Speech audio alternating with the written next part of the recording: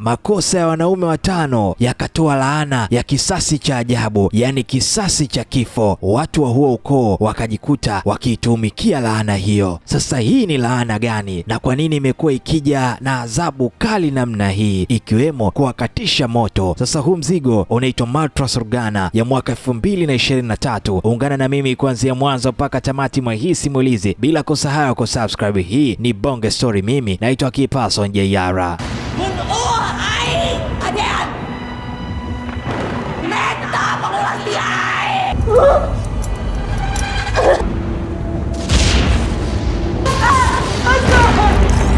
Bonge Story. Movie inaanza kwa kumwonyesha mwanaume aliyekuwa akijiumiza mara kwa mara kana kwamba mwili wake ulikuwa umetekwa na nguvu isiyoonekana. Binti yake mdogo alikuwepo maeneo haya, na kwa wakati huu akaanza kukimbia kwa hofu kujaribu kutaka kuweza kumzuia baba yake, lakini katikati ya maumivu makali ambayo alimpata baba huyo baba akaanza kusali ili kumlinda binti yake dhidi ya hicho kiumbe ambacho kinamsumbua maeneo haya. Huyo msichana naye pia akaanza kumfuata baba yake, naye pia akasali. Wote walikuwa wakiamini ya kwamba huenda maombi yatawaokoa, lakini nguvu ya huyo pepo ilikuwa ni kubwa mno kiasi cha kwamba kikapeleka ushawishi wake kwa huyo mwanaume, na huyo mwanaume akaanza kujichoma moto yeye mwenyewe na kisha akafariki hapo hapo. Tukio hili la kutisha likawa linaonekana likijirudia kwenye kumbukumbu za zamani za msichana wa kuitwa Tranti. Sasa huyu Tranti ndiyo yule mtoto mdogo wa zamani. Tangu siku hiyo hakuwahi kabisa kusahau hili tukio. Baada ya kuweza kumpoteza baba yake, Tranti alibaki peke yake duniani kwa kuwa mama yake naye pia alifariki siku ya kwanza tu alipomzaa. Bila ndugu, bila familia kuweza kuitegemea, huyu Tranti akajifunza kuweza kupambana na maisha yake akiwa peke yake. Sasa huyu Tranti ni mtoto wa idingo, yani ni wale watoto ambao wanaweza kuona matukio ya zamani yaliyowahi kupita au kuweza kuhisi kama kuna roho za ajabu zinazunguka maeneo hayo. Sasa kipindi hichi Tranti alikuwa anaelekea chuo, kuanza maisha ya chuo katika mji mwingine kabisa. Hapa akalazimika kuhamia bweni la wanafunzi ili kuweza kuishi tu huko kwa kuwa ni mbali tu na nyumbani. Anapowasili kwa basi, macho yake yakatua moja kwa moja mpaka kwenye bango lenye picha la wanafunzi wawili waliopotea mwaka mmoja uliopita, ambaye ni Alam pamoja na Raki, ambao hawajawahi kabisa kupatikana toka walipopotea. Baadaye akakaribishwa na wanafunzi wawili, mmoja akiwa anaitwa Faye na mwingine akiwa anaitwa Asta. Hawa wote wakamwalika na kumwomba awe rafiki yao. Tranti anapoingia kwenye chumba chake akakuta picha ya zamani iliyokuwa na Aram yule aliyepotea. Pichani kuna wanafunzi watano, kuna Alam, kuna Raki, kuna Asta, Faye pamoja na Reza. Kumbe kabla ya Tranti kuweza kuhamia hapo, hicho ndicho kilikuwa ni chumba cha Aram. Ghafla picha hiyo ikadondoka chini ya kitanda na Tranti hapa akainama kutaka kuweza kuichukua, lakini anapoinama akashangaa kuona mzimu wa mwanamke aliyejitokeza mbele yake. Siku inayofuata akaanza kumuuliza Faye pamoja na Asta kuhusu mzimu huo. Asta hapa akaanza kumweleza kuhusu kutoweka kwa Alam pamoja na Raki. Anadai ya kwamba Alam alichukuliwa na baba yake kwenda sehemu isiyojulikana kabla ya kupotea, huku Raki akiaminika ya kwamba huenda alijiua baada ya kuweza kuacha ujumbe wa kuaga ndani ya hilo kabati lake. Hata hivyo mwili wake haukuwahi kabisa kupatikana. Mazungumzo hayo yakakatizwa na ugomvi kati ya Reza pamoja na mwanafunzi mwingine aitwaye Males. Sasa unaambua tangu Alam aweze kutoweka, Males hajawahi kabisa kukata tamaa kutaka kumtafuta. Mara nyingi alikuwa akiingia kisiri sana kwenye chumba chake akitaka kutafuta ushahidi, jambo ambalo linamkera sana Reza ambaye alikuwa akiamini ya kwamba hakuna matumaini tena ya kumpata akiwa hai. Usiku huo huo Tranti akiwa anaoga, mzimu wa mwanamke huyo ukajitokeza tena. Hata hivyo akaamua kuupuuza na kurudi zake tu chumbani. Kabla ya kulala hutazama mkufu ambao uliachwa na baba yake mzazi, kitu pekee ambacho alibaki nacho kilichokuwa kikimkumbusha kumbukumbu za wazazi wake. Akiwa usingizini, Tranti akaanza kuona maono ya zamani, yani ndani ya ile store ya bweni yule Raki aliyepotea anaandika ujumbe wa kuaga huku akijutia jambo alilolifanya. Mara ghafla sauti ya ajabu ikaanza kusikika kwa hofu sana. Hofu ikawa inamzingira na hapa akawa anapokea ushawishi mkubwa kwa pepo mmoja wa kuitwa Surgana. Hivyo ushawishi ule ukimwingia na akajichoma sikioni na kitu chenye ncha kali, na kwa wakati huu anajaribu kutaka kukimbia, lakini huyo pepo akawa anaendelea kumdhibiti hadi kwenye hichi kisima ambapo akalazimishwa kuweza kujitupa huko na mpaka akafa. Na Tranti naye pia akaamka kwa mshtuko mkubwa sana, na kwa wakati huu akagundua ya kwamba ghafla damu imejaa kwenye kiganja chake. Hapa akatambua ya kwamba hili haikuwa ndoto ya kawaida, bali ilikuwa ni ndoto ya kweli iliyokuwa ikitaka kuweza kumjaribu, kutaka kumuonyesha ukweli. Na kwa wakati huu akaanza kutoa taarifa polisi ya kwamba kuna mwili wa Lucky upo ndani ya hicho kisima kilichopo karibu na bweni. Sasa kumbuka, alikuwa na uwezo mkubwa sana wa kutazama matukio ya zamani, na hili ni miongoni mwa tukio la zamani ambalo yeye aliweza kuliona. Polisi kweli wakafanya uchunguzi na wakaupata kweli ule mwili wa Lucky ukiwa umefichwa humo zaidi ya mwaka mmoja uliopita. Sasa huu ugunduzi ukawa umewashtua wanafunzi wengi sana wa hilo bweni. Wakati kila mtu akiwa amekusanyika karibu na hicho kisima, Mahez akaonekana akimpiga picha Tranti, tena kwa siri sana, kana kwamba anaamini ya kwamba msichana huyu anafahamu siri kubwa zaidi kuhusu kutoweka kwa Aram pamoja na Lucky. Wakati huo huo, huku bweni, Faye akamweleza Asta kwamba usiku uliopita alishambuliwa tena na kiumbe cha kutisha sana, na tangu Aram waweze kutoweka, hao wawili wamekuwa wakifuatwa na mizimu ya ajabu karibu kila siku. Na kadri siku zinavyopita, matukio hayo yakawa yanazidi kuwa mabaya sana na kuwaacha watu hao wakiwa wanaishi kwa hofu kubwa sana. Muda mfupi baadaye, Asta akamuita Tranti ambaye alikuwa akipita karibu nao, na kisha akamuuliza kama ni kweli yeye ni mtoto wa Idingo, kwa sababu kutokana na uwezo wake wa kuweza kuona mambo ya kiroho na mambo ya ajabu ambayo watu wengine walishindwa kuweza kuelewa ama kuyajua, na mfano hai ni ule wa mwili wa Lucky ambao uliweza kupatikana. Asta akamwomba amsaidie pia kumtafuta Aram. Sasa kwa kuwa Tranti naye pia ana hamu kubwa ya kutaka kuweza kujua ukweli kuhusu kutoweka kwake, si akakubali bwana. Safari yao ya kwanza ikawa moja kwa moja mpaka nyumbani kwa Aram. Anapofika hapa, wakakuta nyumba ikiwa imeachwa na imeharibika vibaya mno, kana kwamba hakukuwa na mtu aliyekuwa akiishi humo tena kwa muda mrefu sana. Wakiwa wanazunguka nje, ghafla mzimu wa Aram ukajitokeza mbele ya Tranti. Kwa mshtuko mkubwa sana, Tranti akagonga dirisha na kisha akalivunja, huku akijikata mkono wake kwa vipande vya kioo. Faye hapa akamkimbilia na kisha akafunga hilo jeraha. Baadaye Asta akafanikiwa kupata njia ya kuweza kuingia ndani ya hiyo nyumba. Mara anapoingia, mzimu wa Aram ukaanza kumtawala Tranti na kisha ukaanza kumwongoza moja kwa moja mpaka chumbani kwa Aram. Ndani ya chumba hicho hapa wakakuta alama za ibada za kichawi pamoja na kitabu cha kale kilichoitwa Mantra Surugana. Sasa kulingana na imani ya kale za jamii ya Wasunda, hiki kitabu cha ibada kilikatazwa kabisa kutumiwa, lakini wao walikitumia kumwita pepo hatari wa kuitwa Surugana ambaye alikwenda kusababisha maafa kwa wale ambao walilengwa. Muda mfupi baadaye, Leza akafika hapa na kwa wakati huu akaungana nao chumbani. Wakiwa wote hapa wakashtushwa sana baada ya kugundua kitu cha kutisha sana ambacho kilikuwa ni cha ukweli vibaya mno. Sasa kumbe rafiki yao Aram, yeye alipanga kumwita pepo wa kuita Surugana ili awaue marafiki zake wa karibu, yani hapa ni Asta, Faye, Leza na hata yule Lucky. Hivyo hapa tunaelewa kwa nini hawa wote walikuwa wakisumbuliwa na nguvu za giza kwa muda mrefu. Kumbe yalikuwa ni matakwa ya rafiki yao waliokuwa wakimtafuta kwa muda mrefu, yani Aram. Hata hivyo, ibada aliyoifanya Aram ilionekana kufanikiwa baada ya kuweza kumuua Lucky peke yake. Kabla ya Aram hajamaliza hatua zilizobaki za hiyo ibada, alitoweka kwa njia isiyoeleweka, na ndiyo maana Asta, Faye pamoja na Leza walinusurika maeneo haya, lakini walikuwa wakiendelea kuandama na matukio ya kutisha yasiyoisha kila kukicha. Lakini hapa hakuna hata mmoja aliyepata nafasi ya kuweza kufahamu kwa nini rafiki yao Aram alitaka kuwaua marafiki zake wa karibu sana. Baada ya kutafakari kwa muda mrefu, Asta akatoa tena wazo la kufanya ibada ile ile, wakiamini ya kwamba huenda ndiyo njia pekee ya kuweza kuimaliza hiyo laana. Tranti kwa mara ya kwanza aliposikia hivi akasema ya kwamba hana uhusiano wowote na hichi ambacho kimeweza kuwatokea watu hao, hivyo na yeye hataki kabisa kujihusisha na hizi nguvu za giza. Lakini Asta pamoja na Faye hapa wakamsihi sana na kisha wakaanza kumshawishi kwa dhati, na hapa wakamkumbusha kwamba tangu alipofika hapa, siri kuhusu Lucky pamoja na Aram zilianza kufichuka tu baada ya yeye kuweza kufika maeneo haya. Hatua kwa hatua wakaendelea kumshawishi, hatimaye akiwa hana njia nyingine, Tranti akakubali kuweza kushiriki ibada hiyo. Basi wakaamua kuianza hiyo ibada, na watu hao wakaanza kutoa matone machache ya damu, kisha wote kwa pamoja wakaanza kusoma kile kitabu cha Mantra Surugana bila kujua ya kwamba walikuwa wakifungua milango ya jinamizi jipya ambalo lingeweka maisha yao yote hatarini. Na muda mfupi baada ya kuanza hiyo ibada, pepo Surugana akajitokeza mbele yao. Uwepo wa huyo pepo hapa ukatosha kuwafanya watu wote wagande kwa hofu sana. Surgana akawaambia kwamba yuko tayari kuweza kuitoa hiyo laana inayomtesa Asta, Faye pamoja na Leza, lakini kwa sharti moja tu. Hapa anamtaka Tranti akubali kuwa mtumishi wake milele bila kufikiria mara mbili. Tranti alikataa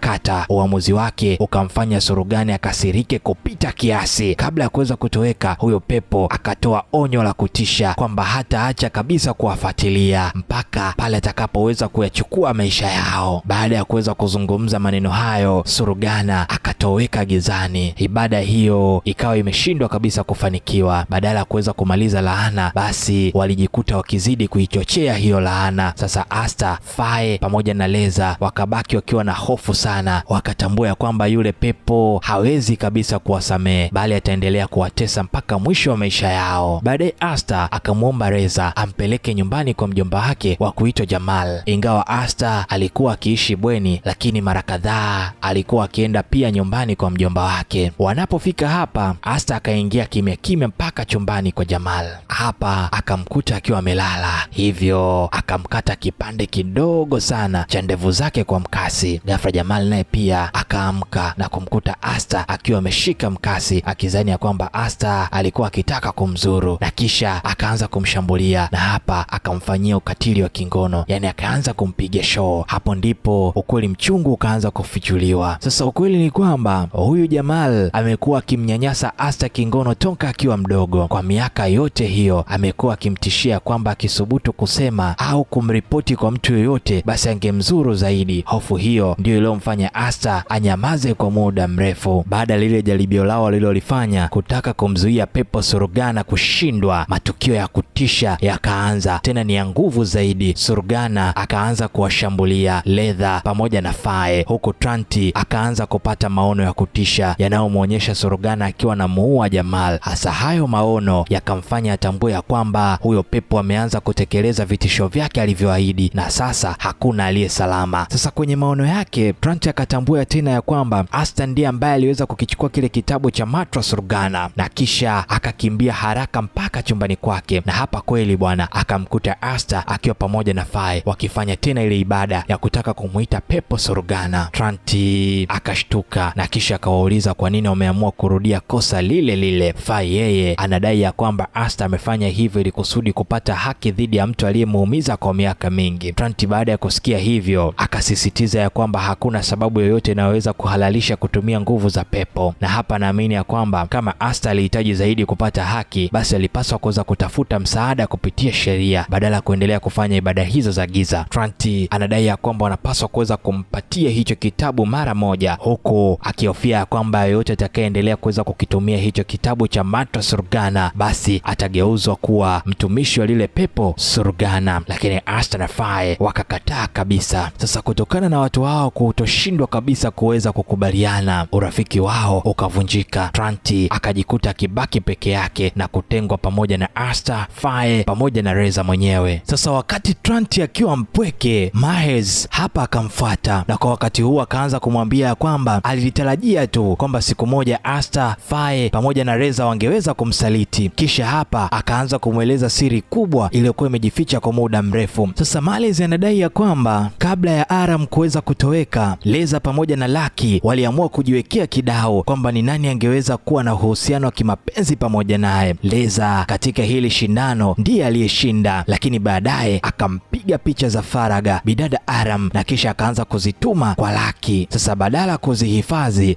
Lucky naye pia akaamua kuzisambaza mitandaoni, na ndani ya muda mfupi hizo picha zikasambaa kila mahali. Sasa kutokana na hilo, Aram alizalilishwa sana na kisha akabezwa sana na watu wengi. Akiwa katika kipindi kigumu zaidi maishani kwake, marafiki aliowaamini kama Asta, Faye, Leza pamoja na Lucky, wao walimtelekeza badala ya kuweza kusimama naye. Mahez anadai ya kwamba zamani alikuwa ni mpenzi wa Asta, lakini aliacha akaachana naye baada ya kuona jinsi alivyomtendea rafiki yake Alam bila huruma. Trant akashtushwa sana na huo ukweli na anaumia zaidi kugundua kwamba naye Asta alihusika katika maeneo hayo ama katika vitendo hivyo, ambaye Asta huyo aliweza kupitia katika kipindi fulani hivi cha unyanyasaji kutoka kwa mjomba wake. Anaamini ya kwamba angepaswa kuwa mstari wa mbele kuelewa maumivu ambayo rafiki yake Alam aliyokuwa anayapitia kuliko mtu yoyote. Badala yake aliamua kumgeuka. Sasa baada ya kuweza kupitia fedhea ya huo usaliti, Alam alitoweka, lakini kabla hajapotea alikuwa tayari ameapa kulipiza kisasi kwa Asta, Faye, Leza pamoja na rafiki yake Raki. Baadaye Myers akamuonyesha Trant picha mbalimbali alizozipiga kipindi cha mwaka mmoja uliopita, na hapa ikawemo picha ya Trant mwenyewe. Sasa katika picha ya Trant, mzimu wa Alam ulionekana kusimama moja kwa moja nyuma yake, kana kwamba umekuwa ukimfuatilia kwa muda wote ukijaribu kutaka kuweza kufikisha ujumbe fulani. Myers anamuonyesha picha nyingine ya Aram, na safari hii nyuma yake anaonekana Pepo Surgana, jambo ambalo linaonyesha kwamba kulikuwa na uhusiano wa karibu kati ya Aram pamoja na hiyo nguvu ya giza. Wakati huo huo, Asta na Faye pamoja na Reza wakiwa wanakula chakula maeneo haya cha mchana, Asta akakumbwa na tukio la kutisha ambapo vipande vya kioo vikaanza kutoka mdomoni mwake. Faye na Reza wakaingiwa na hofu na kisha akaamua kumrudisha haraka bweni. Wakiwa wanaondoka, Asta akamwona Myers akiwa anazungumza na Trant. Hapa wivu bidada ukamjaa kwa sababu bado alikuwa na hisia za kimapenzi na huyu mchizi wa kuitwa Myers. Akiwa amezidiwa na hasira pamoja na wivu, hapa akaamua kutumia tena zile nguvu za Surgana ili tu kuweza kummaliza Trant. Kwa siri sana akaamua kuingia chumbani kwa Trant na kisha akachukua nywele chache kutoka katika kitana cha nywele pamoja na picha yake Trant. Faye akagundua huo mpango na hapa akajaribu kutaka kumzuia na kumwambia kwamba amevuka mipaka, lakini Asta akakataa kabisa kumsikiliza, na kwa wakati huu akarudi mpaka chumbani kwake na kuanza tena kusoma Matra Surgana, kile kitabu cha kumuita Surgana, akikusudia kutaka kumuita Surgana ili amuue Trant. Sasa kwa kuwa Asta alikuwa akiendelea kumuita yule Surgana mara kwa mara, Pepo Surgana polepole akaanza kupoteza udhibiti wa nafsi yake, na kila ibada aliyokuwa akiifanya ilimfanya awe karibu zaidi na kuwa mtumishi wa Surgana, na pepo huyo akaanza kuutawala mwili wake kwa urahisi zaidi. Wakati Asta akiwa anaendelea na hiyo ibada, Faye hakuacha kumsihi kwamba aache kabisa kufanya hilo jambo kabla mambo yajaribika zaidi, lakini Asta alikuwa amezidiwa na hasira sana. Wakati huu akamvuta Faye kwa nguvu na kisha akamnyoa nywele zake chache zilizokuwa maeneo haya, kisha akaamua kuzitumia kwenye ile ibada nyingine. Wakati huu akamwomba Surgana amwazibu Faye badala yake. Kwa hofu kubwa sana, Faye akaamua kukimbia kutoka bweni, lakini huyu Surgana akamfata na kwa wakati huu akaanza kumtumikisha, na chini ya huo ushawishi wake Faye akajikuta akianza kujizuru kwa namna ya kutisha, akaishia kupoteza mpaka na macho yake. Tunatupa upande wa pili. Baada ya bidada Trant kuweza kuona zile picha alizoonyeshwa na Myers, Trant akamweleza kila kitu anachokijua kuhusu Surgana. Myers hapa akakumbuka alipokuwa kwenye mahusiano na bidada Asta, aliwahi kumsikia akiwa anazungumza mara nyingi kuhusu kitabu cha ajabu kilichokuwa kikiitwa Matra Surgana ambacho Aram alikuwa akikibeba kila mahali. Hapo ndipo Trant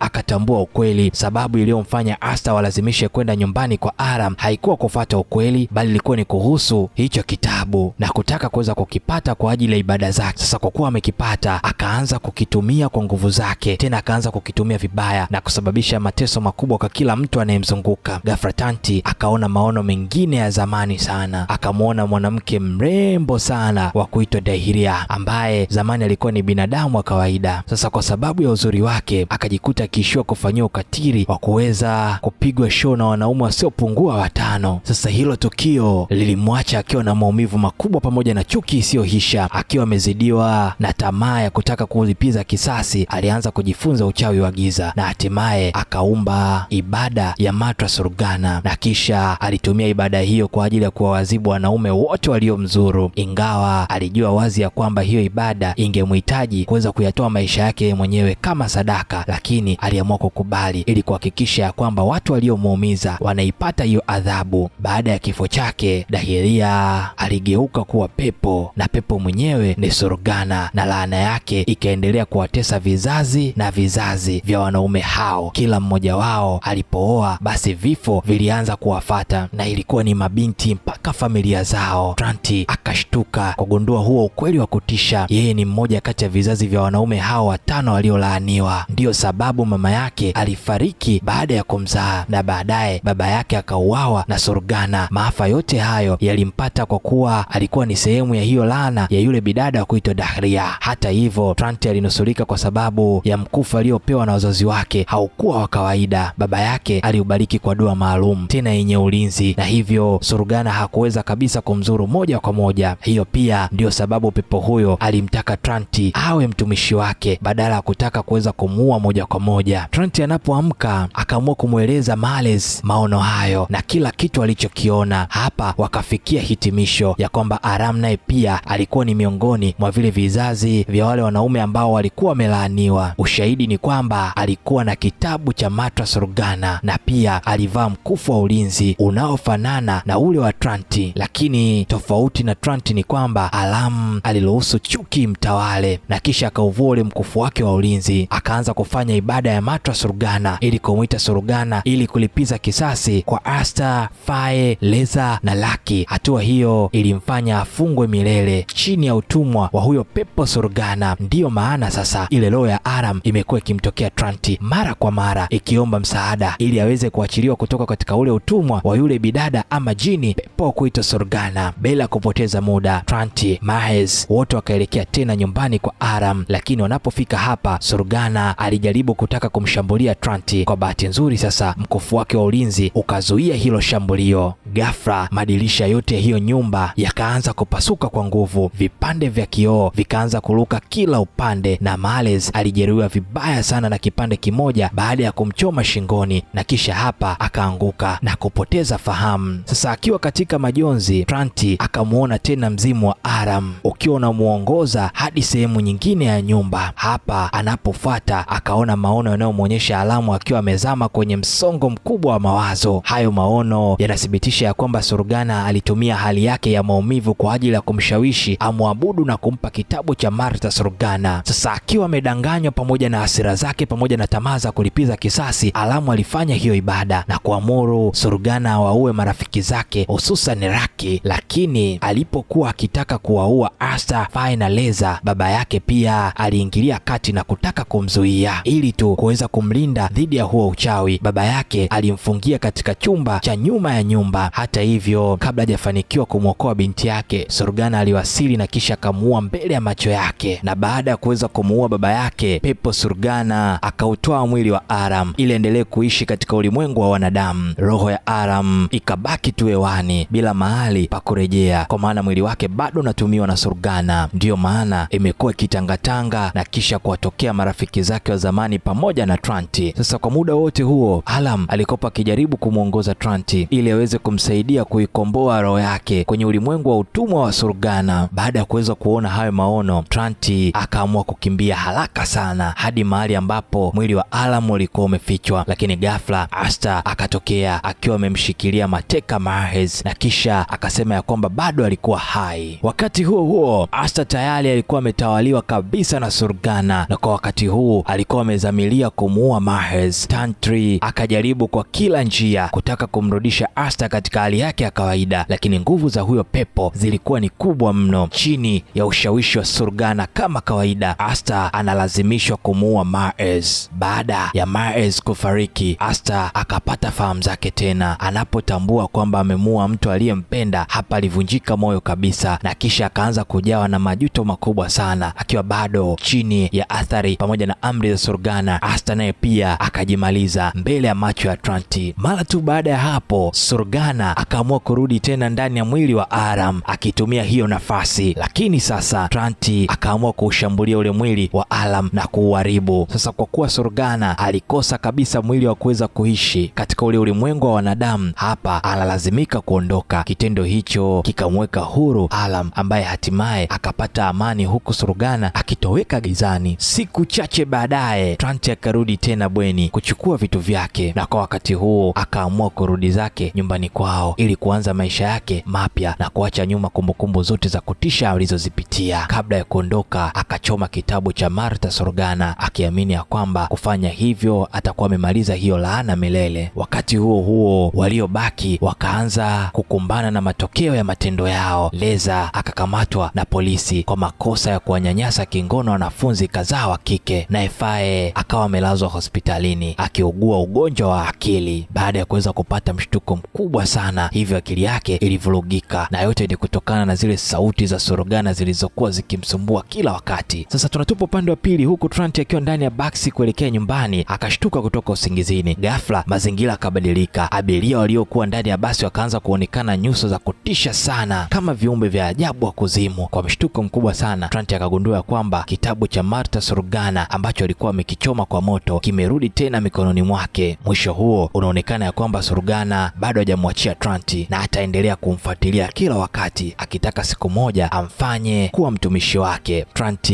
akagundua kwamba njia pekee ya kuweza kuizuia hiyo laana kutoka kizazi kimoja hadi kizazi kingine huenda ikawa ni yeye kutokupata mtoto mwingine ama kutokuzaa tena. Kwa kufanya hivyo, laana ya Sorgana haitaweza kumwathiri mtu mwingine kwa sababu hakutakuwa na kizazi kingine kitakachozaliwa. Hapo ndipo movie yetu ilipoishia. Sasa drop comment yako hapa chini, wewe umeonaje huu hapa mzigo? Usiache ku comment, ku like pamoja na ku subscribe. Mimi naitwa Kipaso Njayara, hii ni Bonge Story, paka kwa wakati mwingine. Oi.